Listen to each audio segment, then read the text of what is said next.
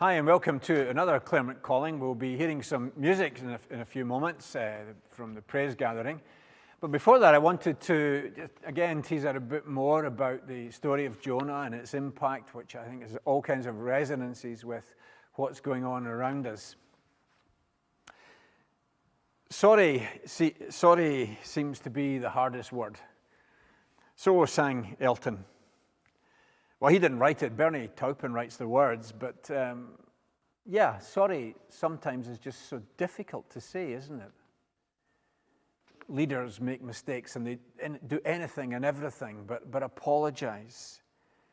Or the classic so-called apology of our day and age, when people say things like, "Oh, I'm sorry if I offended you," which of course has the implication that you're in the wrong for being offended. But if you've made that mistake, then I'm sorry that I've offended you. Sorry seems to be the hardest word. And yet, another reality around at the moment is actually making it easy and commonplace. The so-called virtue signaling, the so-called, gosh, we are really sorry, seen in, for example, the bended knee, which of course has got nothing at all to do with Game of Thrones, but an identification with those who are hurt and overlooked in the world. And of course, people have been wanting to take that further, changing the name of some of our streets, pulling down statues, and so on. And then the one example I heard of at the weekend was that some estate agents are no longer referring to the major bedroom in the house as the master bedroom. Oh no, we can't say that master bedroom. That's got smacks of slavery. We better stop. They're being daft. We've made it just ridiculous. Let's all join a bandwagon to see how many ways we can say sorry. And in doing so, we actually cheapen what sorry is.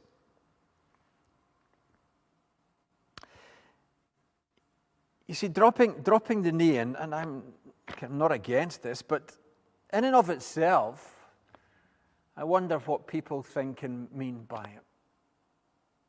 I was thinking about that as I was watching just before a football match began last night, and all the players and the officials and the managers and coaches all went down on the knee. And I was also thinking back to a couple of days beforehand when I heard of an ex-professional footballer who is homosexual, but he's only come out as gay after he retired, and he said, "I couldn't have done it when I was still a player. I couldn't possibly have admitted to that being me." And so he went along with all the crude jokes and stories and insults in the dressing room, not revealing his true feelings or his true self. It's difficult to stand out on your own.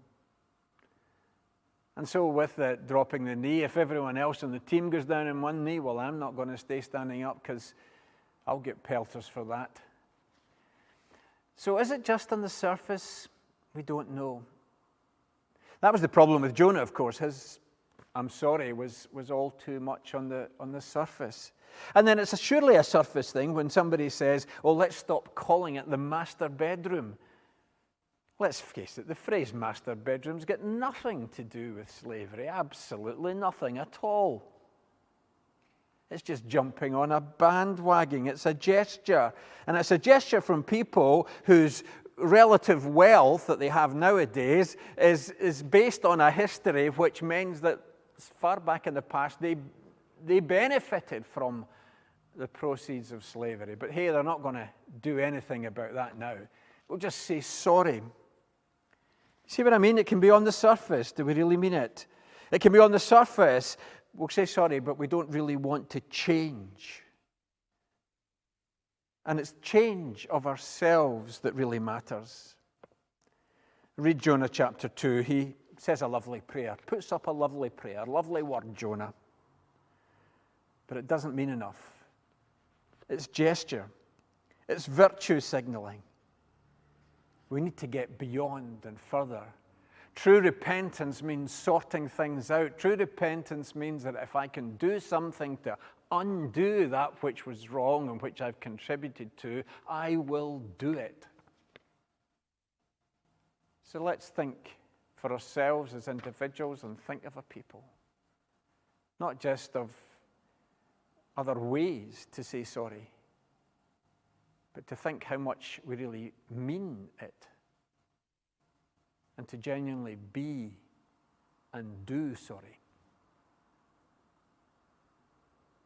Well, as I said, we're going to hear a song now from the praise gathering.